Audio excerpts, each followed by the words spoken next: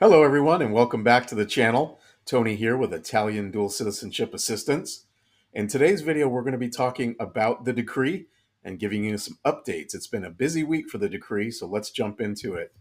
And as always, remember to like and subscribe and keep this valuable content coming your way, and make sure you get notified as new episodes drop.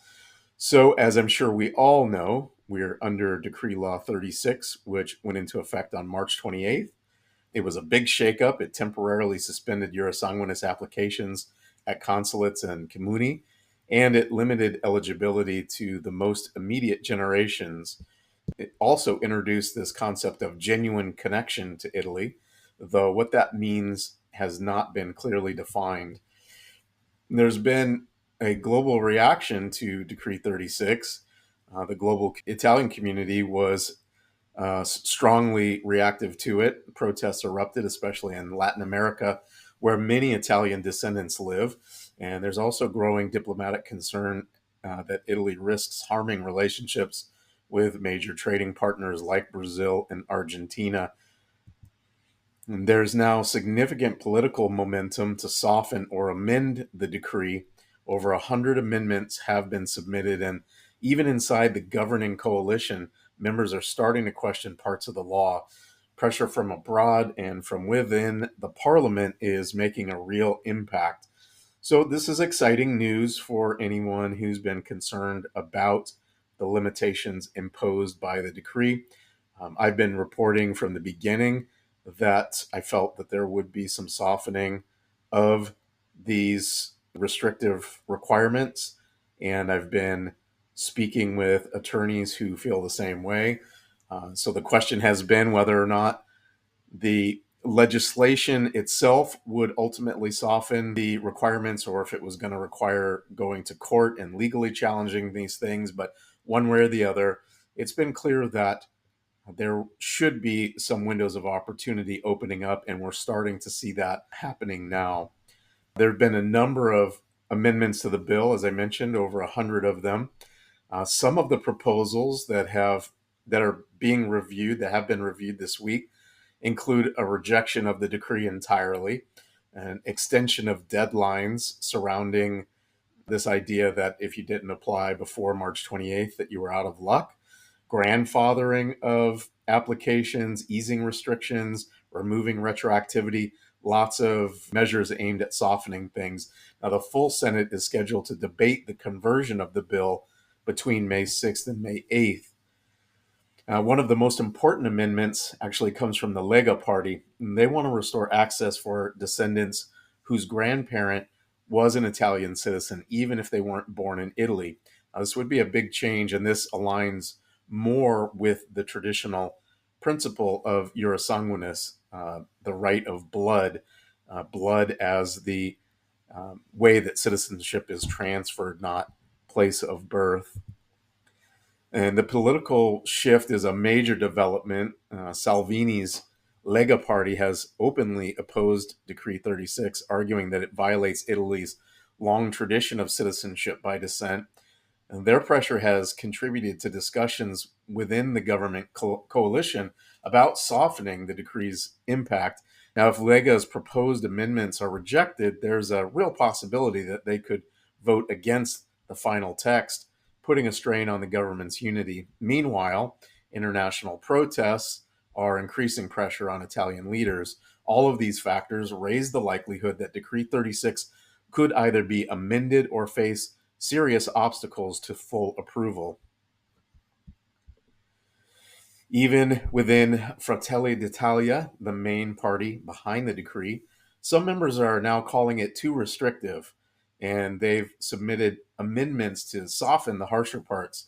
Now, this internal division suggests that Decree 36 could still be changed before final approval.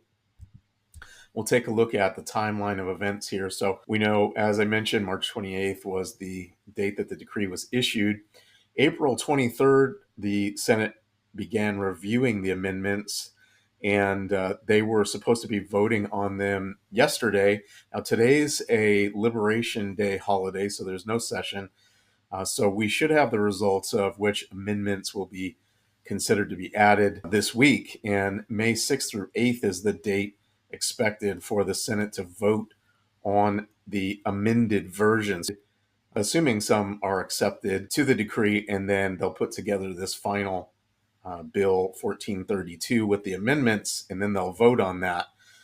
So we have a deadline of May 27th to finalize that conversion of the decree to law, or else it will be rejected. So looking ahead from what we're currently seeing with Decree 36 is another bill that is the long-term plan for modifying and updating Italian citizenship by descent. If you haven't seen my previous video on DDL 1450, that goes into a lot greater detail, and it's really important to understand because it potentially could have a much longer lasting impact on Italian citizenship by descent than even Decree 36, because it is designed to essentially replace the temporary measures from the emergency decree. DDL 1450 introduces language for integration or residency, potentially for great-grandchildren, in a section of it that's not codified into law.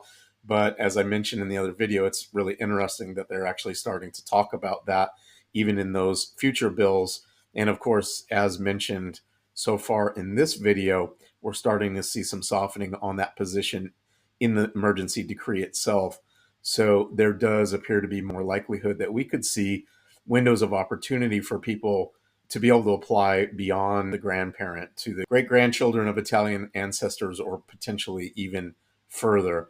And DDL 1450 appears, the language in it appears to eliminate the minor issue.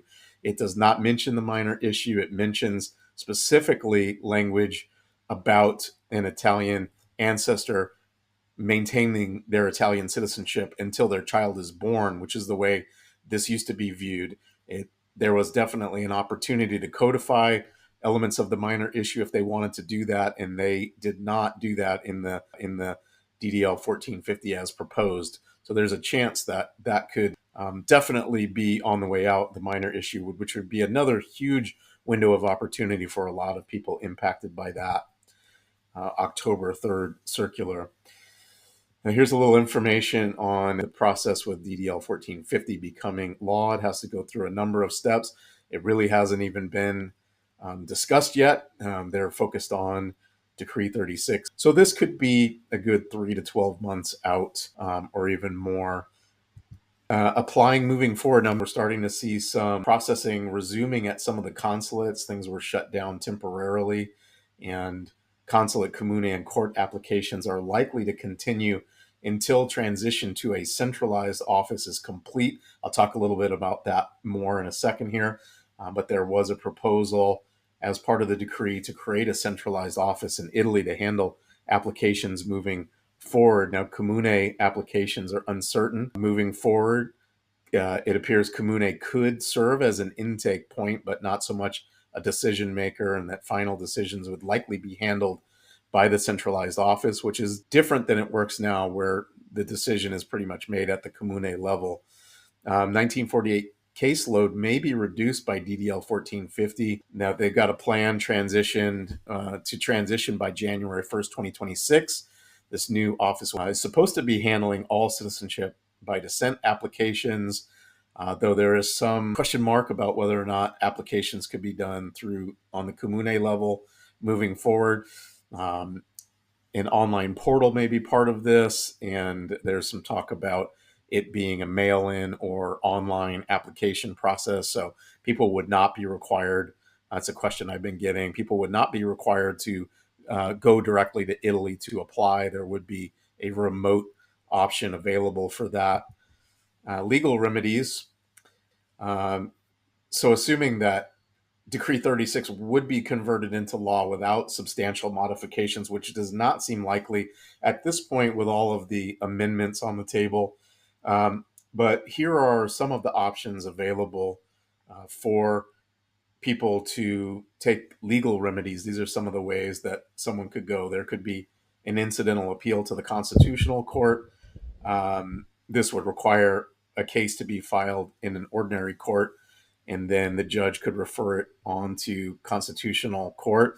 There could be an application to the European Court of Human Rights, because there's some some violations under certain articles of the European Convention, and there could be individual or coordinated group actions, although class actions are somewhat limited under Italian law. Now, what this means for you, in addition to the legal options we just mentioned, if the amendments pass, eligibility could reopen again beyond the grandparents. Now, this is, again, just in the legislation without even challenging this in court. We're already seeing that starting to open up with the decree and the amendments. We're seeing some language in the future bill, DDL 1450, about this. It talks about the idea of potentially creating a path for going beyond the grandparents that could include a 1-year residency in Italy and a language requirement. This would all return us a little bit back more towards the traditional Sanguinis roots.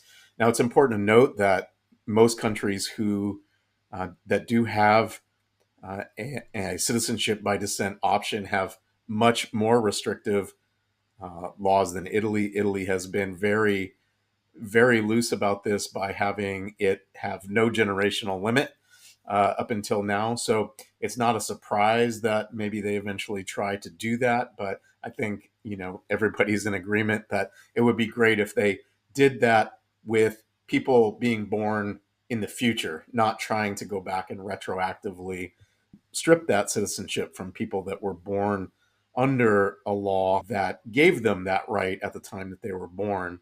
And it's good to see some of the lawmakers starting to return back to more of that traditional Sanguinis or right of blood concept. So final thoughts on this. In the short term, Decree 36 is still in effect, but amendments are pending. Major changes could be happening very soon. In the long term, broader reforms like DDL 1450 offer a lot of hope. This is a critical moment, but the good news is things are really looking more and more like they're going to open back up, at least to some degree, and that should be a really positive thing for many people. Make sure you stay informed, follow for updates and next steps. Italian attorneys, as I've mentioned, and experts are pretty much in agreement that being prepared to move forward quickly if and when a window opens up is your best bet for being successful. So gathering and preparing the required documents is a good idea. Get clear on your eligibility, request those vital records, especially the harder to find records, and consider maybe setting yourself up to pursue multiple paths instead of just one in case one window opens but another one doesn't. You can have options. You'll definitely want to monitor those legal updates, and having your case reviewed by a professional is not a bad idea at all. And we're definitely here to help. And I'd like to invite you to take a look at our brand new program that's going to make the Italian citizenship by descent process quicker, easier, and more affordable with guidance every step of the way. You can check it out at ItalianDualUltimateGuide.com. And a reminder once again to like and subscribe and look out for the next video.